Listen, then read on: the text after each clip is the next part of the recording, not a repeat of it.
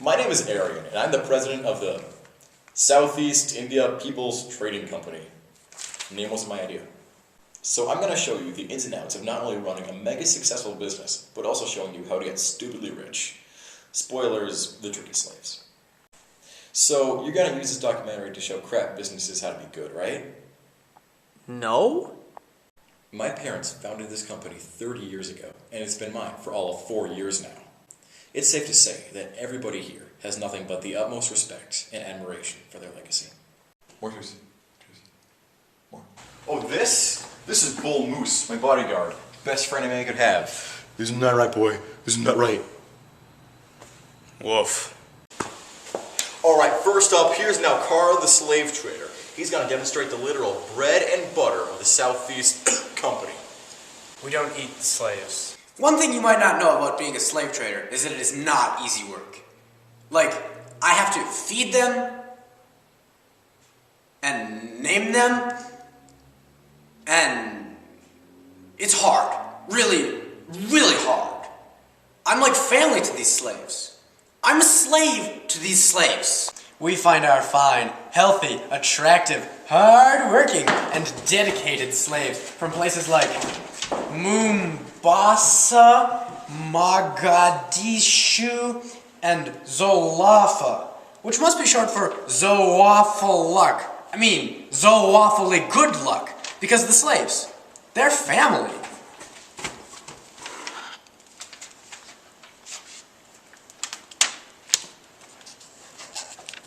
No, I don't have an issue with it at all. If they don't like being slaves, then they shouldn't be slaves.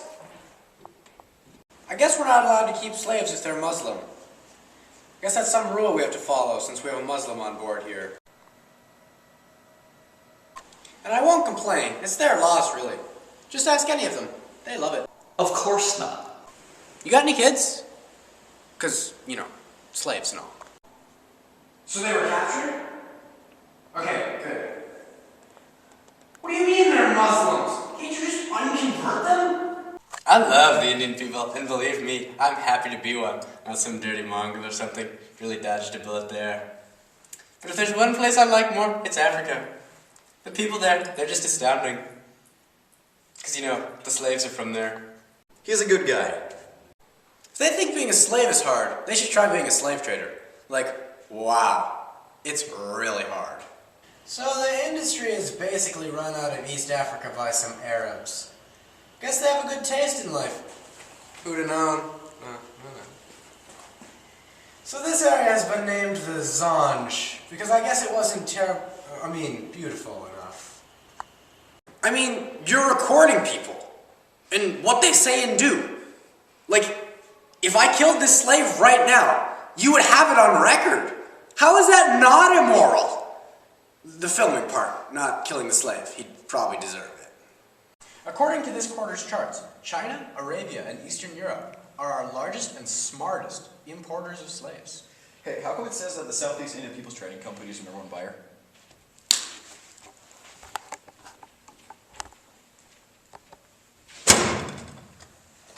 None? Are you serious? Sir, take my car. No, take two. I can feel you playing wrong.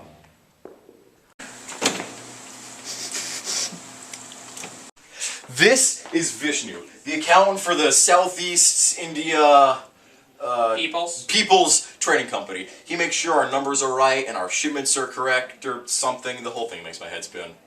He came crawling to us, begging for the job. After 8 months of coaxing, they finally got me to accept their offer. I had a good stint before this, too, as a tax administrator in a posh Hindu temple. So, these records I have here detail monsoon patterns in the Indian Ocean. These patterns have been common knowledge for quite some time now, so our sailors use this information to decide when to make voyages across the Bay of Bengal. So essentially, the monsoon winds are used to make passage on trade routes easier. I'm guessing they couldn't find any other registered CPAs to work for them. Also, if the sailors went against the winds, it would be calamitous for the company. So, a ship that recently arrived in Sumatra, delivering some spice, it won't be able to come back for a few months. So, how many monsoons do we have in our fleet? Flee. What? You know, how many, you know? Do you know what a monsoon is? Either way, they pay really well. And they threaten my family. Hey, where's Sumatra?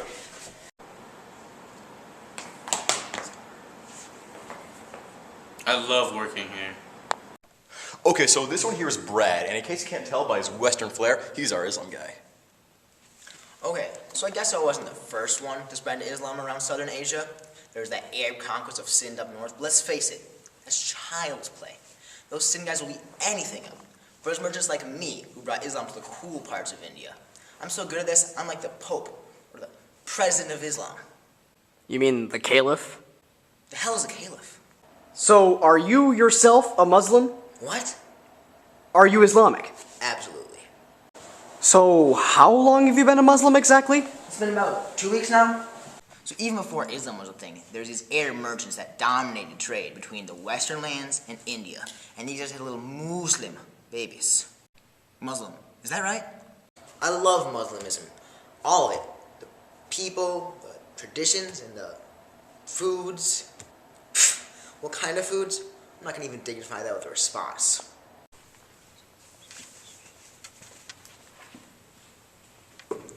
And these merchants, they built these communities in the big cities in India, and they're major players here, like in business and stuff. They also married these Indian women, because let's face it, why else would you move here? I love Allah with all my heart. All of it. Such a great guy. Might as well call him Bala. Do you have anything to say about the Prophet Muhammad? He was good. Might as well call him the Prophet.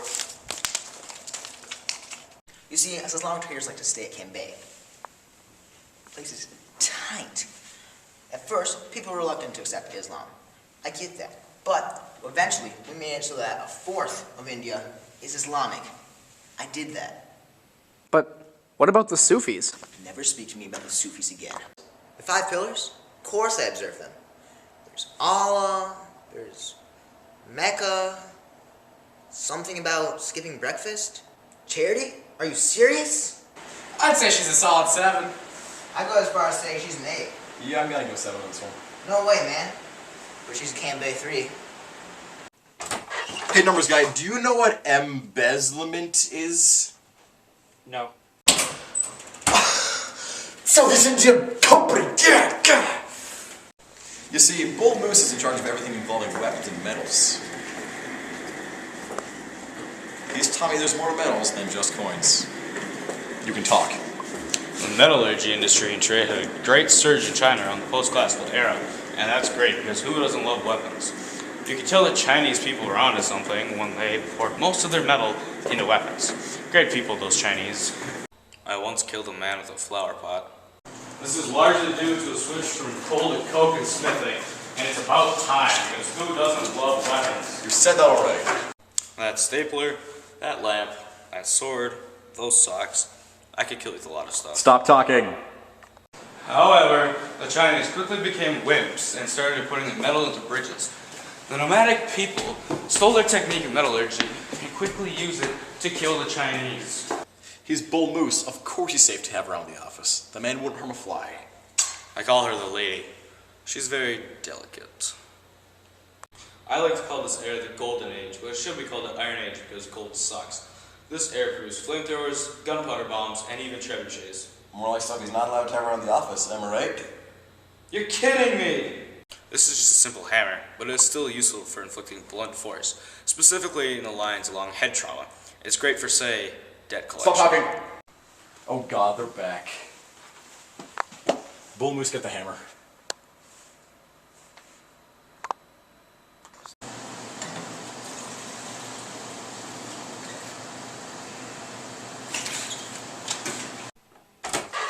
Numbers guy, dude, I'm gonna die. Yes. Yeah, so I guess I'm in charge of spice trade around here. Must be because I'm so spicy. Ha ha ha. No, I don't know a whole lot about the spice trade. I mostly have the numbers guy handle it. Vishnu? Gesundheit. But me doing the spice trade makes sense, right? Because, like, everywhere involved in it gets stupidly rich. And I, for one, like money. I mean, the Abbasi Caliphate got hella rich off of it. Not like me rich, but like pretty darn rich. Honestly, I don't know why people would want all this when there's such stronger stuff on the market. But hey, if cinnamon or whatever do it for you, then they do it for you. Wait, people put it on their food? Apparently I'm still doing opium, right? And then there are these Arab merchants that completely dominate the Indian Ocean through the spice trade. And that's cool, I guess, but I mean, like, wouldn't you rather want to have slaves? Because, like, the slaves can get the spices for you. Is everybody else stupid? I guess that's why I'm the president. Didn't you inherit the company? Yeah, so? A lot of these spices went to big cities on the Mediterranean, and they should be thanking us every day for making them jealously inspiringly rich. But, I mean, the spices had to get there through overland trails. So that means carts and feet and stuff, and really, why would you walk anywhere? Moose, that chair.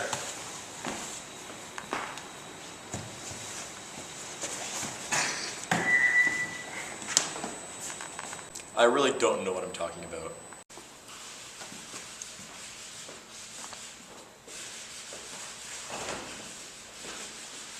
Come on, do I have to direct myself?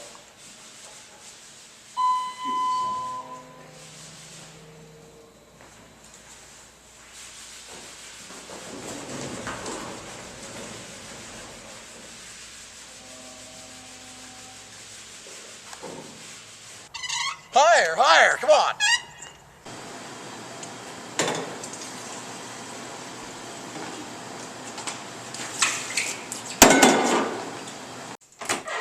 Hey, numbers guy, do you know what the ears is? Not only do we import and export the finest immaterial goods, but we also spread the most beautiful aspects of culture around the world. For instance, right now I'm listening to some music from classical China. It's just majestic. Could we listen? Sure.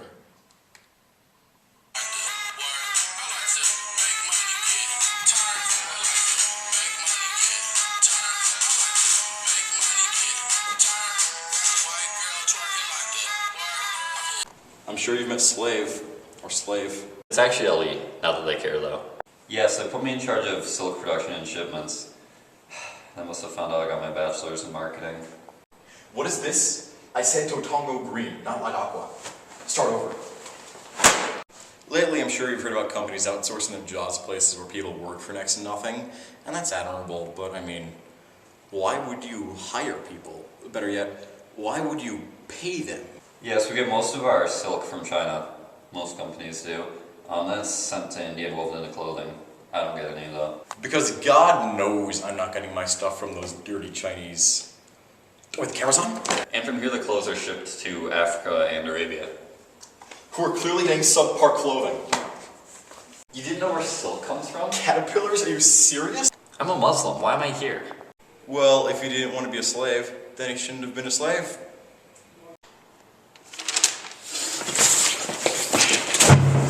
Hey, what do you do exactly? I'm the Islam guy. Okay. In my quarter. Slave? Come on, man.